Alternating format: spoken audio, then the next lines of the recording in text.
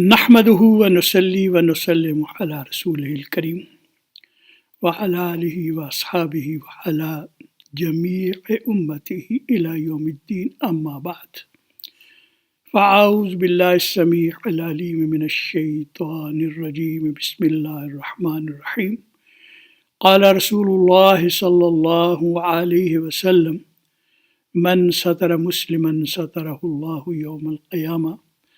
وقال رسول الله صلى الله عليه وسلم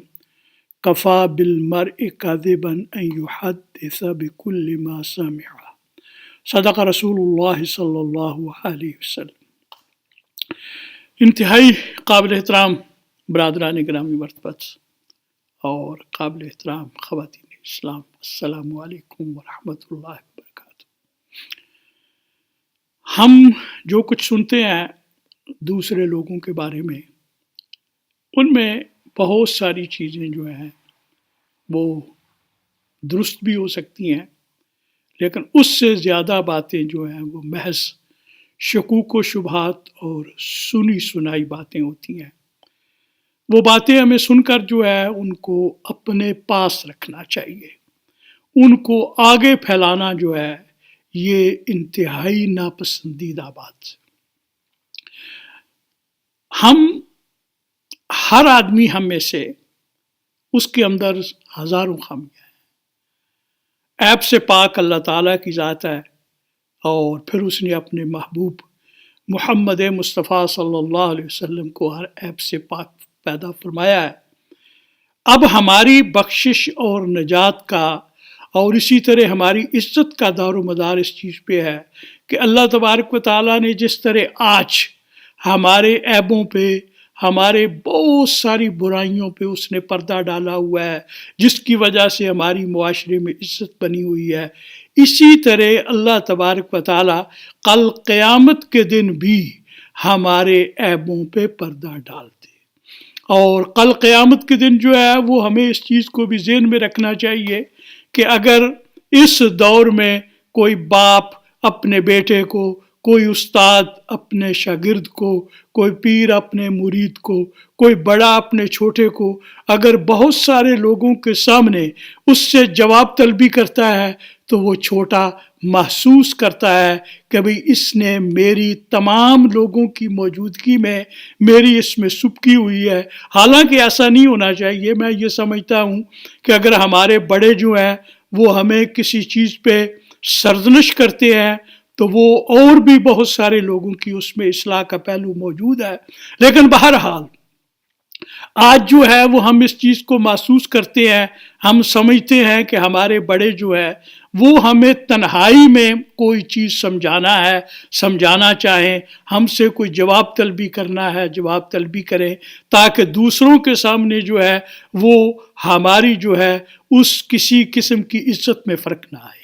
ذرا تصور تو کیجئے، کل قیامت کا دن ہوگا اور تمام مخلوق سیدنا آدم علیہ نبینا علیہ الصلاۃ والسلام سے لے کر قیامت تک ہمارے تمام شریک، ہمارے تمام مخالف، ہمارے تمام بدخواہ بھی وہاں موجود ہوں گے۔ کیا صورتحال بنے گی کہ اگر اللہ تبارک و تعالیٰ مجھے یا آپ میں سے کسی کو ان سب کی موجودگی میں بلا کر ہماری کوتاہیوں پہ، ہماری خامیوں پہ، ہماری غلطیوں پہ، ہماری زیادتیوں پہ ہم سے جواب طلبی کرے تو کیا عزت رہ جائے گی۔ نبی پاک صاحب الاولاق صلی اللہ تعالی علیہ وسلم نے ارشاد فرمایا کہ اگر تم یہ چاہتے ہو کہ جس طرح اللہ تبارک و تعالیٰ نے آج تمہارے عیبوں پہ پردہ ڈالا ہوا ہے، اسی طرح کل قیامت کے دن بھی تمہارے عیبوں پہ پردہ پڑا رہے تو پھر ایسا کرو۔ نبی پاک نے فرمایا من ستر مسلمن سترہ اللہ یوم القیامہ۔ اگر آج تم اپنے مسلمان بھائی، اپنی مسلمان بہن، اپنے مسلمان بیٹے، اپنی مسلمان بیٹی کے بارے میں تمہارے علم میں جو نامناسب باتیں آ رہی ہیں ان کو اگر اپنی ذات تک محدود رکھتے ہو، اس کو پردہ ڈال دیتے ہو تو کل قیامت کے دن اللہ تبارک و تعالیٰ کی رحمت سے کامل امید ہے کہ اللہ تبارک و تعالیٰ اس ہمارے عیبوں پہ اور آپ کے عیبوں پہ پردہ ڈال دے گا. اور خاص طور پر اس دور کے اندر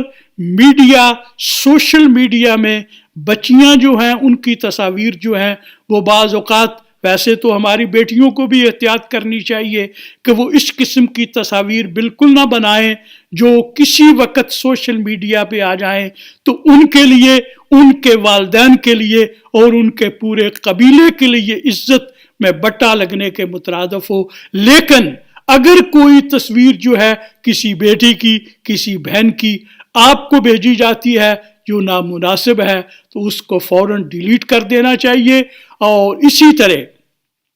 اگر کسی بچی کی، کسی بہن کی کوئی تصاویر ایسی ہیں جو کسی کے پاس ہیں جس کی بنیاد پہ وہ اسے بلیک میل کر رہا ہے تو اس بلیک میلر کے جھانسے میں بالکل نہیں آنا چاہیے. اپنے والدین کے ساتھ بات کرنی چاہیے، اپنے خاوند کے ساتھ بات کرنی چاہیے. اور اسی طرح والدین اور خاوند کی بھی ذمہ داری بنتی ہے کہ وہ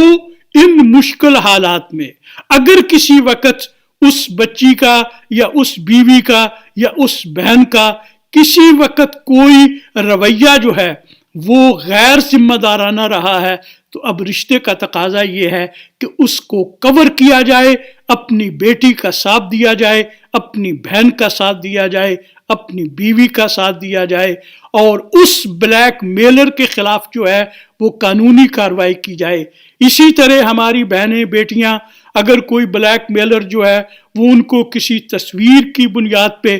دھمکی دیتا ہے تو اس کی دھمکی میں بالکل نہیں آنا چاہیے. پولیس سے رابطہ کرنے کی ضرورت پڑے تو اس سے کی جائے. اور نبی پاک صلی اللہ تعالی علیہ وسلم نے ارشاد فرمایا ہے کہ کسی کے بارے میں کوئی بھی نامناسب بات ہمارے علم میں آئے تو ہمارا کام ہے کہ ہم اس کو اپنی ذات تک محدود رکھے. اور نبی پاک صلی اللہ تعالی علیہ وسلم نے فرمایا کہ جو سنی سنائی باتوں کو، یا آج کل یہ میڈیا میں جو باتیں ہمارے علم میں آتی ہیں وہ بھی سنی سنائی کی ہی ایک قسم ہے، وہ آگے پھیلا دیتا ہے، یہ بھی ایک قسم کا جھوٹ ہے اور یہ بہت بڑا جھوٹ ہے. اللہ تبارک و تعالی جو ہے ہم سب کو توفیق عطا فرمائے کہ ہمارے علم میں اپنے عزیزوں، اپنے اقارب اور اپنے مسلمان بہن بھائیوں کے بارے میں جو نامناسب باتیں آتی ہیں اس کو اپنی ذات تک رکھے اور اگر مناسب سمجھے تو اس فرد سے بات کر کے جو ہے وہ اس کی اصلاح کرنے کی کوشش کی جائے. یا اگر کسی کے والدین سے بھی ضرورت محسوس ہو تو آدمی بات کر سکتا ہے، لیکن اصلاح کی غرض سے پراپیگنڈے کا حصہ نہیں بالکل بننا چاہیے.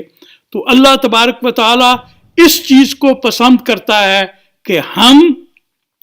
برائی جو ہے اس کو آگے پھیلانے کا باعث نہ بنے بلکہ اپنی ذات تک اس کو محدود رکھیں. اللہ تبارک و تعالی مجھے بھی توفیق عطا فرمائے اور آپ تمام بہنوں، بھائیوں